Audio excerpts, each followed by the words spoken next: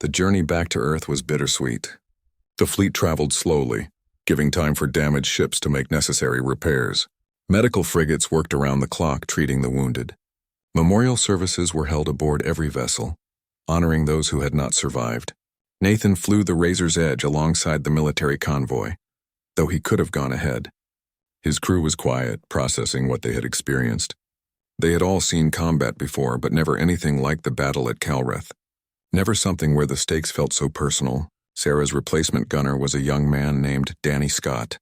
He had been a cargo hauler like Nathan before deciding he wanted to do more than just move freight. When he saw the call for volunteers, he had joined immediately. Now he sat in Sarah's old chair, trying to fill shoes that felt too big. "Did you know her well?" Danny asked Nathan during one of the quiet shifts. Nathan nodded slowly. 5 years she worked with me. Best gunner I ever had.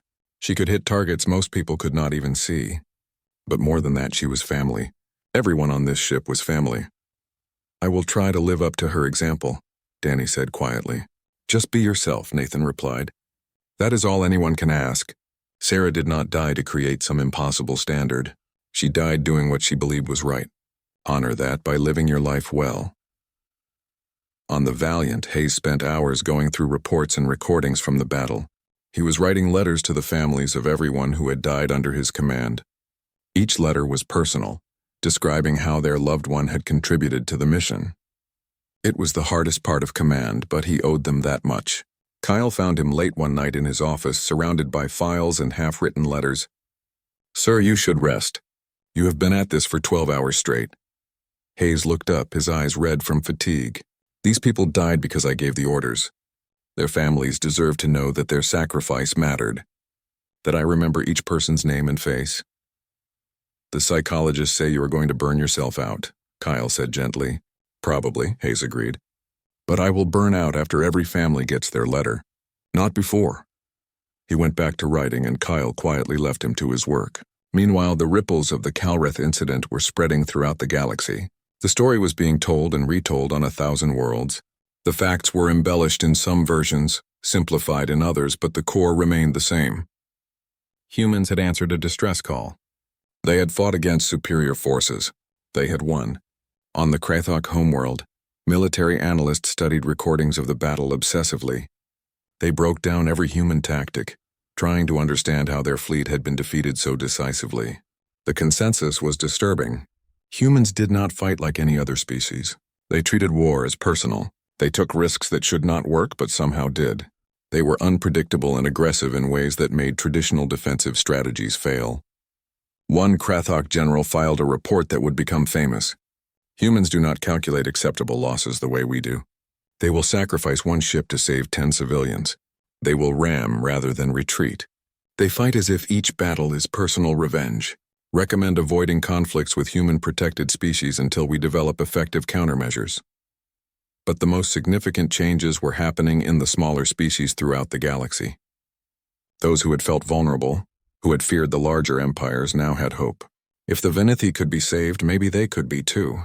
If humans would fight for strangers, maybe they were potential allies worth courting. Diplomatic missions from a dozen species requested meetings with Earth's representatives. Some wanted mutual defense treaties. Others wanted trade agreements. All of them wanted to understand these strange Deathworlders who seemed to value justice as much as they valued their own lives. Admiral Christine dealt with the diplomatic surge as best she could. She established protocols for evaluating requests for assistance. Not every distress call could be answered with military force. Humanity did not have unlimited resources, but they could offer other kinds of help: aid supplies, medical expertise, engineering support. A new department was created called Humanitarian Response Fleet. Its mission was to respond to disasters and emergencies throughout human-protected space.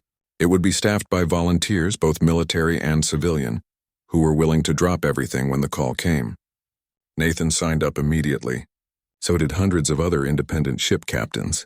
The HRF became something unique in the galaxy, a military force dedicated not to conquest or defense, but to saving lives wherever possible. As the fleet approached Earth, news networks broadcast their arrival constantly. Millions of people lined up to welcome them home. The ships entered orbit in formation, and for a moment the crews could see their homeworld spread below them. blue and green and beautiful. The death world that had made them what they were. Hayes stood on his bridge, looking at Earth, and felt a strange mix of pride and sorrow. They had saved the Venethi. They had stopped genocide. But the cost had been high, and he carried the weight of every lost life. "Sir, Earth Command is requesting you prepare for a ceremony," Kyle reported. "They want to award medals to the fleet personnel." "Tell them I will accept on behalf of everyone who did not make it back," Hayes said. "But I do not want any personal recognition." This was not about glory. It was about doing what was right. The ceremony was held a week later at the military academy, where Hayes had trained decades earlier. Thousands attended in person, and billions watched on screens across human space. Each name from the casualty list was read aloud, followed by a moment of silence. Then survivors from the Venethi colony, who had traveled to Earth specifically for this event, spoke about what the humans had done for them. Lena was there, standing beside Nathan. She had recovered well and insisted on coming to thank the humans personally. When she spoke through her translator, her voice was small but clear. "I was hiding in the dark when the bombs fell. I thought I was going to die. But then humans came. They carried me to safety. They protected me when I was afraid. I want to say thank you, and I want to say that I will remember this always. When I am grown, I will tell my children about the day the Deathworlders came to save us." There was not a dry eye in the audience. After the ceremony, Nathan returned to his ship. The Razor's Edge needed repairs and restocking before the next run. But as he walked through the corridors, he noticed something different. His crew moved with new confidence. They had been just cargo haulers before. Now they were something more. They were part of something bigger than themselves. Danny was in the gun position, running calibration tests. He looked up when Nathan entered. "Captain, I have been thinking. After we finish repairs, where are we going next?" Nathan smiled. "Wherever we are needed, Danny, that is what we do now. We haul cargo when things are quiet, but when the call comes, when someone needs help, we answer, because that is what humans do." "Sounds good to me," Danny replied, turning back to his work. Hayes retired from active military service 6 months after Calreth. He had given 40 years to the fleet and he was tired. But in retirement, he found new purpose. He started a school to train officers in humanitarian operations. He taught them not just tactics and strategy, but the importance of understanding why they fought. "War is terrible," he told his students. "Never forget that. Every battle costs lives. Every decision has consequences. But sometimes fighting is necessary. Sometimes evil exists and it must be stopped. Your job is to know the difference. Your job is to be ready when the call comes." Maya continued her work at the listening post, but now with expanded resources. More stations were built throughout human space, all of them monitoring for distress signals. She coordinated a network of operators who had one job: listen for people who needed help. She never forgot that night when the Venethi signal came through. She kept a recording of it, and sometimes when her shift was quiet, she would play it. Then she would play the message that came weeks later, after the rescue. "Speaks to stars thanking humanity." His voice filled with gratitude and hope. That contrast between desperation and hope reminded her why her job mattered. Years passed. The Calreth incident became history, then legend. Children learned about it in school. The battle was analyzed in military academies across the galaxy. The Venethi rebuilt their world stronger than before, and humans helped them the entire way. But the most lasting impact was on humanity itself. They had defined themselves in that moment. They were not empire builders. They were not conquerors. They were the ones who answered when someone called for help. They were the Deathworlders who used their strength to protect the weak. And throughout the galaxy, on 1,000 different worlds in 100 different languages, a new saying emerged. When people faced impossible odds, when darkness seemed overwhelming, when hope was fading, they would say, "Send word to Earth. The humans will come." Because that was what humanity had become. The species that answered. The ones who showed up. The Deathworlders who fought for others. And they wore that reputation proudly, knowing it had been earned in blood and courage at Calreth when they heard an SOS across the stars and answered with everything they had. The end. 3 weeks after the battle, a memorial service was held in the reconstructed central plaza of the Venethi colony. The area had been cleared of debris, and temporary structures surrounded a new monument. Representatives from 17 different species attended, including several who had initially condemned the human intervention. Commander Hayes stood before the gathered crowd as the Calreth system's twin suns began to set. The light painted the sky in brilliant shades of gold and orange. It was beautiful and peaceful, a stark contrast to the violence this place had seen. The monument was simple but powerful. It showed a human hand and a Venithi hand clasped together, carved from local stone. Beneath it, an inscription in both languages read, "In the darkness between stars we found each other. In the face of evil we stood together." The service began with the reading of names. First, the Venithi who had died in the attack. The list was long, filled with names that humans could barely pronounce but read with careful respect. Children, elders, teachers, artists. Every name represented a life cut short by cruelty. Then came the human names. 3,147 personnel killed in action. Maya read some of the names, her voice steady despite the tears on her face. Each name was followed by a moment of silence. Paul Chen, captain of the Steadfast, died ramming his damaged ship into an enemy cruiser to protect evacuation shuttles. Sarah Collins, gunner on the Razor's Edge, killed when a Krathok missile hit her station. She had stayed at her post until the last second, giving Nathan time to evade. Lieutenant James Harper, fighter pilot. His squadron had taken devastating losses, drawing enemy fire away from damaged capital ships. He died covering his wingman's retreat. The list went on. Every name was a story. Every story was a sacrifice. When the reading finished, Speaks to Stars approached the monument. The old Venithi elder was still weak, but he insisted on speaking. His telepathic voice, strengthened by other Venithi joining their minds with his, reached every person present. "We are a peaceful people," he communicated. "We do not understand war. We do not celebrate violence, but we understand courage. We understand sacrifice. We understand that sometimes to preserve peace others must be willing to fight." He turned to face Hayes and the other humans present. "Your people came from a world that tried to kill you every day. You evolved to survive impossible odds. Many in the galaxy fear you for this. They call you Deathworlders. They say you are too violent, too aggressive, too quick to fight." The elder's voice grew stronger. "But they are wrong. Yes, you are dangerous. Yes, you are capable of terrible violence. But you channel that strength to protect the weak. You risk your lives for strangers. You answered our call when no one else would. The measure of a species is not in their weapons, but in their willingness to stand against darkness. Your people have shown us that strength and compassion are not opposites. They are partners, and for that, we will be forever grateful." A Venithi choir began to sing, their telepathic harmonies creating music that resonated directly in the minds of everyone present. It was a song of grief and hope, of loss and renewal. The humans stood silently, many of them crying openly as the alien music washed over them. After the ceremony, Nathan walked through the reconstructed sections of the colony with Lena. The young Venithi was recovering well, though she still stayed close to him, holding his hand. They stopped at a garden that had been replanted with help from human volunteers. "Will the bad aliens come back?" Lena asked through her translator. Nathan knelt down to her level. "I do not think so. But if they do, there will be people here to protect you. We left ships and soldiers to help defend your world. And if you ever need us again, you just have to call. Humans are good at answering calls for help." Lena hugged him tightly, and Nathan hugged her back, being careful of her still healing injuries. Back on Earth, Admiral Christine faced the Inquiry Commission, but public opinion was overwhelmingly on her side. Billions of humans had followed the events at Calreth. They had seen the recordings of the ruined cities. They had heard the testimonies of survivors. They had watched the memorial service broadcast across the galaxy. When asked if she would make the same decision again, Christine did not hesitate. Every single time, we received a distress call from people who needed help. We answered it. That is what it means to be human.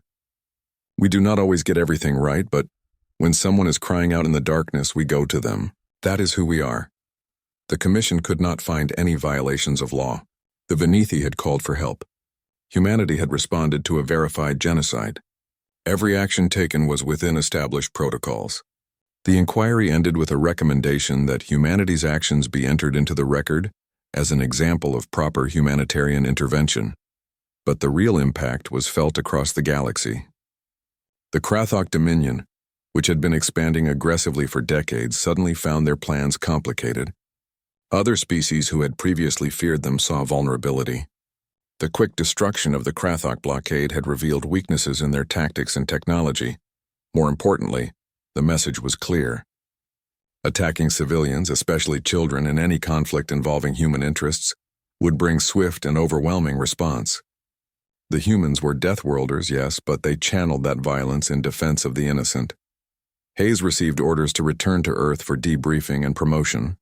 Before he left, Speaks to Stars found him one last time in the colony gardens. "Commander, my people have learned something from this experience," the elder communicated. "We always believed that peace came from avoiding conflict, from staying neutral, from not taking sides. But we were wrong. Peace comes from good people willing to stand against evil. Your people understand this." Hayes bowed respectfully. "We learned it the hard way. Earth taught us that survival means fighting when you have to. But it also taught us that life is precious because it is so hard to preserve. We will not stand by when others try to destroy it." "Will you visit us again?" Speaks to Stars asked. "Try to keep me away," Hayes replied with a smile. As the human fleet prepared to depart, the entire Venethi colony gathered to sing farewell. The telepathic harmonies created a wave of emotion that every human felt: gratitude, hope, friendship, love. Kyle stood on the bridge of the Valiant, watching the planet fall away as they climbed to orbit. He turned to Maya, who had been temporarily assigned to the flagship for the return journey. "Do you think this will change anything?" he asked. "Will the galaxy be different now?" Maya nodded, touching the crystal pendant Lena had given her. "It already is. Every species that watched this saw what humanity stands for. We are not conquerors. We are not empire builders. We are the ones who show up when someone needs help. That is our reputation now. That is our promise." The scene on Calreth Prime was worse than anyone had expected. As human rescue teams landed in the ruined cities, they found devastation on a scale that made even hardened soldiers stop and stare. Entire neighborhoods had been reduced to rubble. The elegant towers that the Venethi built, designed to harmonize with nature, were now just broken spires reaching toward the smoke-filled sky. Nathan landed the Razor's Edge near what had once been a residential district. The moment the ramp lowered, he and his crew rushed out carrying medical supplies and scanning equipment. The air smelled of burning and worse things he tried not to think about. They found survivors in a collapsed building, calling weakly for help. Nathan's crew worked carefully to move the debris. The Venethi trapped inside were badly hurt. Their species was fragile compared to humans, with thin bones and delicate skin. What would be minor injuries for a human could be fatal for them. Nathan crawled into a tight space under a fallen beam and found a Venethi child. She was small, with large eyes that reflected fear and pain. She was clutching a toy that had been broken when the building fell. When she saw Nathan, she tried to crawl away, terrified of this alien stranger. "Hey, it's okay," Nathan said softly, knowing she probably could not understand his words but hoping his tone would help. "I am here to help. I promise I will not hurt you." He very gently picked her up, supporting her carefully. She weighed almost nothing. He could feel her heart racing like a frightened bird. As he carried her out into the light, he thought about his own daughter back home on Mars. She was about this age, safe, healthy, loved. This Venethi child deserved the same chance. He brought her to one of the medical stations that Lisa had established near the landing zones. The doctor took one look at the child's injuries and immediately called for emergency surgery. Nathan stayed with the girl until the medical team took her, whispering reassurances the entire time. Similar scenes played out across the colony.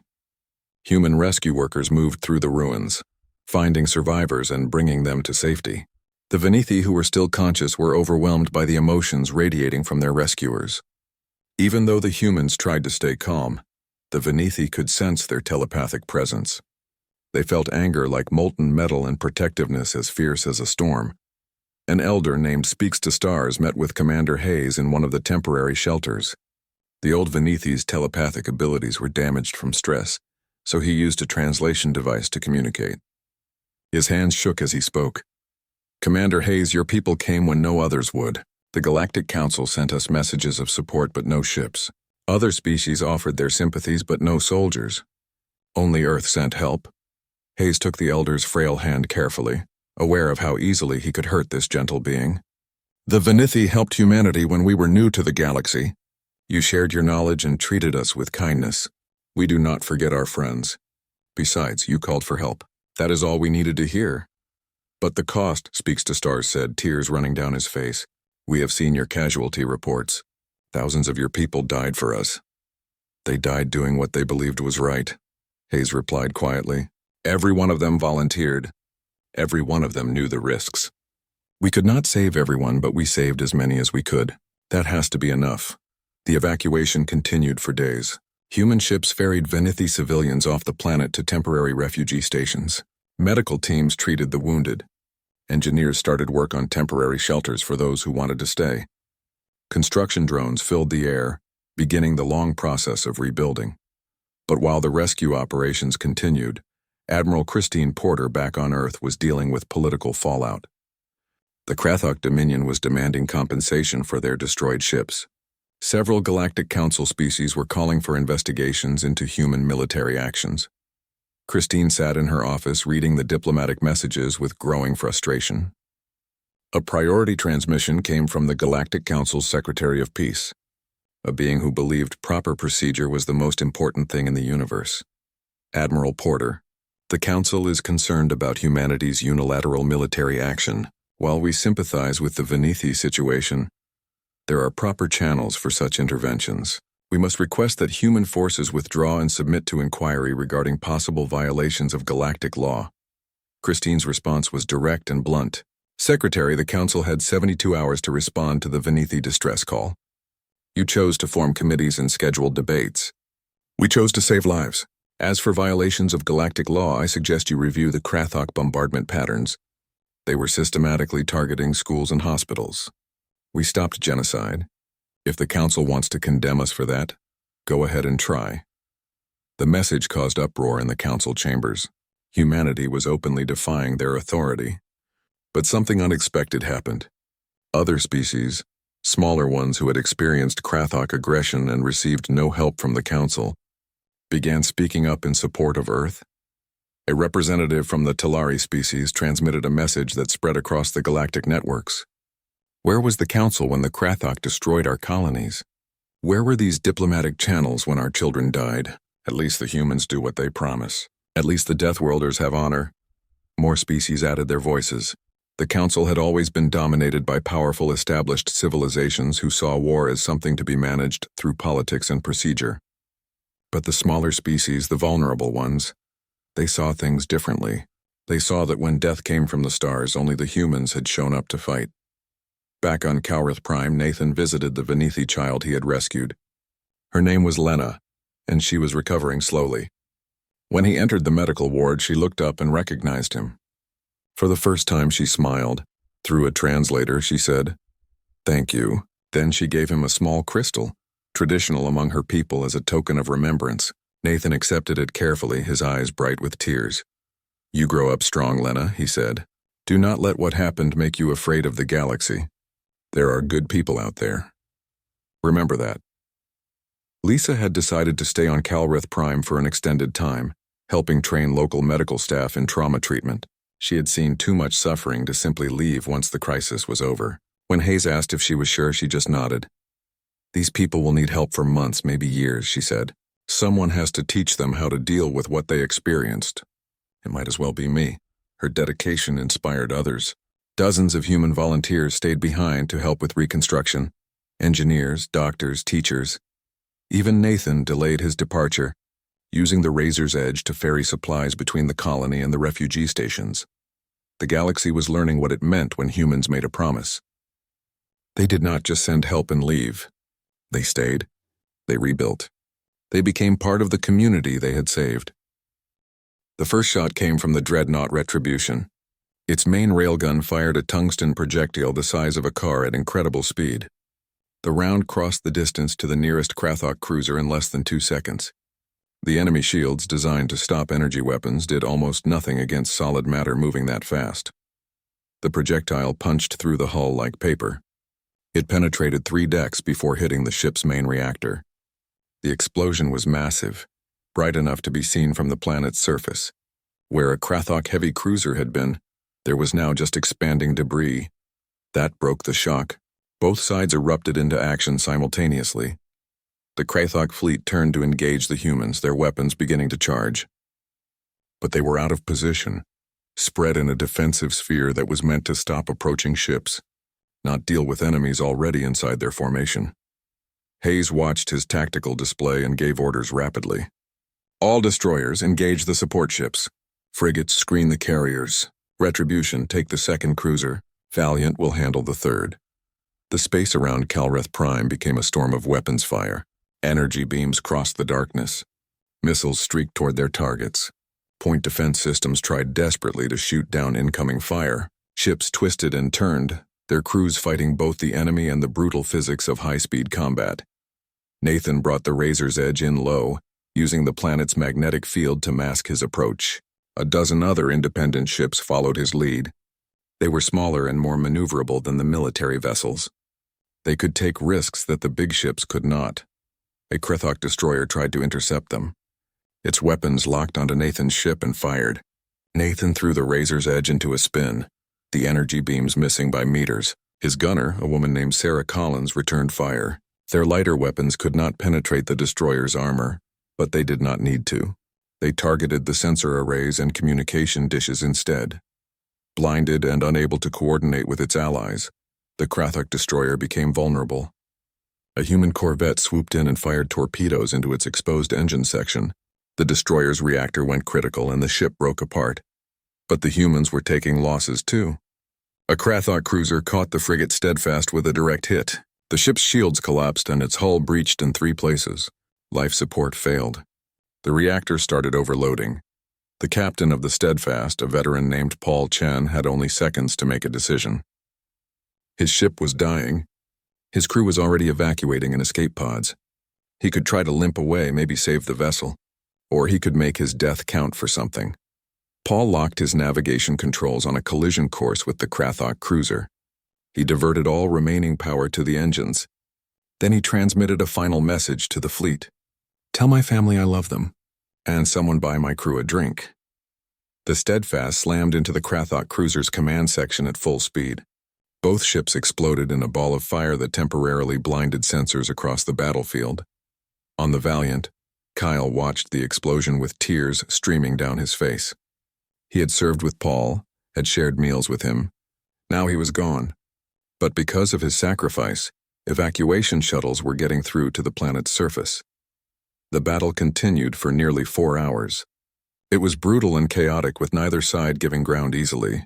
The Krathok were experienced warriors, their crews well-trained. But they had never fought humans before. They had never faced an enemy that simply refused to quit, that kept coming even when wounded, that turned dying ships into weapons. Lisa's medical teams worked frantically as the wounded arrived. Shuttles brought injured personnel from damaged ships, and her staff treated everything from radiation burns to decompression injuries.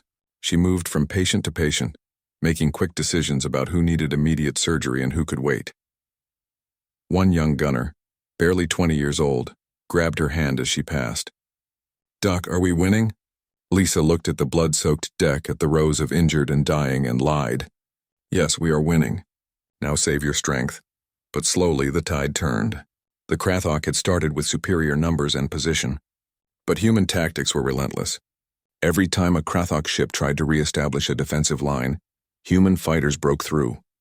Every time they tried to coordinate, human jammers disrupted their communications, and the humans kept accepting trade-offs that no rational military would consider. They sacrificed smaller ships to get angles on bigger targets. They rammed when they ran out of ammunition. They used crippled vessels as shields for the ones still fighting. The second Krathok cruiser fell when the Retribution hit it with 3 railgun shots in rapid succession. The third tried to retreat, but was caught by a coordinated missile strike from 5 human destroyers simultaneously. Finally, with their heavy ships destroyed and their support fleet scattered, the remaining Krathok vessels broke and ran. 3 ships managed to jump to faster-than-light travel and escape. The rest were destroyed or crippled beyond repair. As the last enemy ship vanished from sensors, a cheer went up across the human fleet. They had won. The blockade was broken, but Hayes did not celebrate. He looked at the casualty reports appearing on his screen. 9 ships lost entirely, 14 more heavily damaged, over 3,000 personnel dead or missing. The price had been terrible. Yet when he looked at the planet below, at the evacuation shuttles now freely moving between the surface and the rescue ships, he knew it had been worth it. Every life they saved justified the cost. All ships, this is Hayes, the battle is won. Begin rescue operations immediately. Get every Venithi civilian off that planet. And someone get me a status report on our wounded. Throughout the fleet, exhausted crews began the next phase of their mission. The fighting was over. Now came the work of saving those who remained. The journey to Calrith took 2 days at maximum faster-than-light speed. During that time, the fleet organized itself into battle formation. Commander Hayes stood on the bridge of his flagship, the Valiant, coordinating with the other ship captains through video channels. The command meeting included career military officers and grizzled independent captains like Nathan Cross. It was an unusual mix, and some of the regular Navy officers looked uncomfortable working with civilians. But Hayes had fought beside irregulars before. He knew that courage and skill mattered more than uniforms. "All right, people, listen up," Hayes began, his image appearing on screens throughout the fleet. "We are heading into a fight against a superior defensive position. The Krathok have 3 heavy cruisers and a dozen support ships blockading the planet. They have established firing patterns covering all standard approach vectors." He brought up a tactical display showing the enemy positions. The Krathok ships formed a sphere around Calrith Prime, their weapons covering every direction. Any normal approach would mean flying through concentrated fire. Nathan Cross studied the display and raised his hand. "Commander, what if we do not make a normal approach?" Hayes nodded. "That is exactly what I am thinking. The Krathok expect us to drop out of faster-than-light travel at the system edge and approach carefully. Standard military procedure. Safe and predictable." "So we do the opposite," Nathan said, grinning. "We come in hot and close." Kyle Turner looked worried. "Sir, jumping into a system that close to a planet is extremely dangerous. The gravity wells could tear us apart. The margin for error is almost zero." "Almost zero is not zero," Hayes replied. "Our navigation computers are better than anything the Krathok have. We can do this. And if we emerge inside their defensive perimeter, we will have seconds of confusion where they cannot coordinate their response." Dr. Lisa Grant, commanding the medical frigate, spoke up. "Commander, I have to point out that this plan is insane." Hayes smiled grimly. "Doctor, we are humans. Insane is what we do best." The plan was refined over the next several hours. Every ship captain ran simulations on their navigation systems. The timing had to be perfect. If they emerged from faster-than-light travel even slightly off target, some ships would be destroyed before the battle even started. Maya, monitoring from her distant listening post, coordinated the final calculations. She collected data from every ship and ran it through her computers, making tiny adjustments to account for stellar drift and gravitational variations. The math was incredibly complex, but she worked through it methodically. As the fleet got closer to Calreth, they started receiving more transmissions from the surface. The Venithi were still holding out, but barely. Their shields were failing. Their shelters were collapsing. The Krathok were preparing for a final ground assault. One message came from a Venithi teacher named Silence in Stars. Her telepathic voice, translated into words, described hiding in a basement with 30 children. She could hear the bombs getting closer. She sang to the children, trying to keep them calm while death rained down from above. When that message played over the fleet communications, something shifted in the atmosphere. The human crews became very quiet. There was no more nervous chatter, no more jokes to ease the tension. Every person on every ship knew exactly why they were there and what they had to come do. Hayes looked around his bridge and saw the same hard expression on every face. These were humans. They came from a planet where everything tried to kill them. They had evolved as predators, as survivors, as creatures that fought back when threatened. And somewhere deep in their biology, in their very genes, they had an absolute fury toward anyone who harmed children. The Krathok had made a terrible mistake. They had hurt kids where humans could hear about it. "All ships, this is Commander Hayes," he transmitted. "We are 60 seconds from system entry. Weapons will go hot the moment we emerge.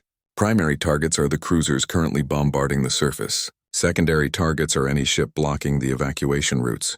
Remember, people, we are not here for glory. We are here to save lives. Make every shot count. In the medical bay, Lisa prepared her teams. She had enough supplies to treat hundreds of wounded. She hoped it would be enough. Her staff moved efficiently, setting up triage areas and checking their equipment one final time.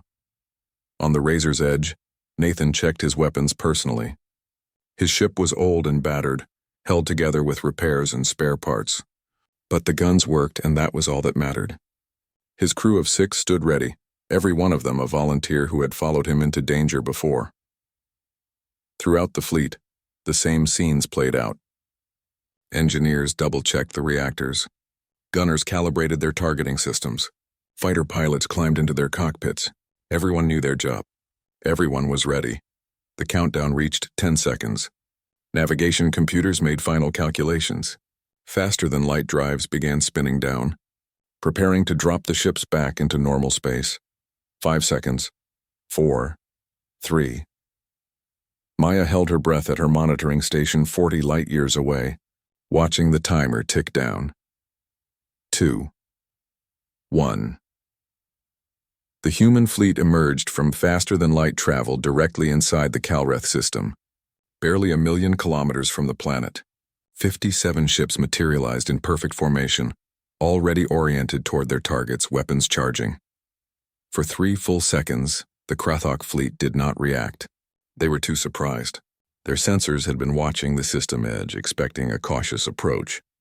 No one had ever been crazy enough to jump directly into the inner system like this, but humans had never been particularly concerned with what was supposed to be possible. In those 3 seconds of confusion, the human fleet fired first, and the battle began. The signal came through in the middle of the night shift. Maya Sullivan was sitting at her station, drinking cold coffee and watching the stars through the observation window. She worked at a listening post far from Earth, where her job was to monitor space for any unusual transmissions. Most nights were quiet. Most nights nothing happened at all. But tonight was different. The computer started beeping and Maya sat up straight. Her fingers moved quickly across the controls as she tried to understand what she was hearing. The signal was weak and broken, coming from very far away. It took her several minutes to clean up the audio enough to hear it properly. When she finally heard the message, her blood went cold. A species called the Veneti was calling for help. Their colony was under attack. They said that ships were bombing their cities from orbit. They said that people were dying. They said that the attackers were killing children first, to break their spirit. Maya's hands shook as she recorded the message. She had met Veneti before. They were gentle people, peaceful and kind. They communicated using telepathy and lived quiet lives farming and studying the stars. The idea of someone attacking them made her feel sick. She immediately sent the recording to Commander Jacob Hayes. He was in charge of the 3rd Fleet, a group of human warships that patrolled this region of space. Maya knew Hayes by reputation. He was older with gray hair and tired eyes. People said he had fought in every major battle humanity had faced since leaving Earth. Hayes listened to the message 3 times. His face grew harder with each replay. When it finished, he sat in silence for a long moment. His second-in-command, a young officer named Kyle Turner, waited nervously. Finally, Hayes spoke. His voice was quiet but firm. "How far away are they?" Kyle checked his console. 40 light-years, sir. At maximum speed, we could be there in 2 days. Hayes nodded slowly. "And who is attacking them?" "The Krathok Dominion, sir. Intelligence reports say they want the Calreth system for its minerals. The Veneti colony is in their way. The Krathok were known throughout the galaxy as brutal conquerors. They took what they wanted and killed anyone who stood in their path. The Galactic Council had condemned them many times, but words meant nothing to the Krathok. They only understood force." Hayes stood up and walked to the window. He looked out at the stars, thinking about the decision he had to make. Getting involved could cause political problems. Earth was still new to galactic politics. Other species might see this as humans interfering where they did not belong. But Hayes remembered when humanity first reached the stars. They had been confused and afraid, not understanding how things worked out here. The Veneti had helped them. They had shared their knowledge freely and treated humans with kindness when other species had been suspicious or hostile. Now, the Veneti needed help. And their children were dying. Hayes turned back to his crew. "Send a message to Earth Command. Tell them we are responding to a distress call under humanitarian protocols. Then prepare the fleet for immediate departure. Kyle hesitated. Sir, shouldn't we wait for authorization? Hayes looked at him steadily. Son, there are children dying down there. By the time we get permission from the bureaucrats back home, there might not be anyone left to save. We are going now. I will deal with the consequences later. The word spread quickly through the fleet. Within an hour, every ship was preparing to leave. Crews rushed to their stations. Engineers checked weapons and engines. Medical teams prepared their equipment, knowing they would need it soon. But something else was happening too. The message about the Venethi had been transmitted on open channels and other humans heard it. Not just military personnel, but civilians too. Nathan Cross was a cargo ship captain. He hauled supplies between colonies, making a decent living running goods through dangerous space. His ship, the Razor's Edge, was not a warship. It was a modified freighter with some defensive guns bolted on. But when Nathan heard about the Venethi, he did not hesitate. He changed course immediately and sent a message to Hayes. I am coming to help. My ship is not much, but I can fight if needed. He was not alone. Across human space, hundreds of independent ship captains made the same decision. Some were former military. Some were just ordinary people who owned their own vessels. But they all heard the call, and they all came. Back on Earth, Admiral Christine Porter was woken up in the middle of the night. She was told about Hayes and his decision to intervene. She was also told about the civilian ships joining him. As she sat in her office reading the reports, she made her own choice. Christine had risen through the ranks during humanity's hardest wars. She had seen friends die. She had made difficult decisions that haunted her dreams. But she had never regretted standing up for what was right. She invoked Emergency Protocol 7. This was a special authorization that allowed immediate military response to genocide. With a few keystrokes, she gave Hayes official permission for what he was already doing. Then she did something more. She sent out a general call to every human military unit in range. The Venethi are dying. We are going to save them. All available ships are to join the Third Fleet immediately. The response was overwhelming. Warships broke off from patrol routes. Carriers launched from orbital stations. Destroyers and frigates changed course from a dozen different locations. Within 36 hours, humanity had assembled the largest fleet they had ever put together in one place. 57 ships, ranging from massive dreadnoughts that could crack planets to small corvettes barely bigger than shuttles. Every single one was heading toward the Calreth system at maximum speed. The Krathok sent a message warning humanity not to interfere. They said this was their territory now. They said that humans would regret getting involved. Hayes read the message and deleted it without responding. Maya watched the fleet gather on her long-range sensors. She saw the icons multiplying on her screen as more and more ships arrived. Tears ran down her face, but she was smiling. This was humanity at its best. This was what it meant to be human. In the Calreth system, the Venethi huddled in their shelters as bombs fell from the sky. They had given up hope. The Galactic Council had sent messages of concern but no help. Other species had expressed sympathy but taken no action. Only the humans had answered. Only the Deathworlders were coming, and they were coming fast.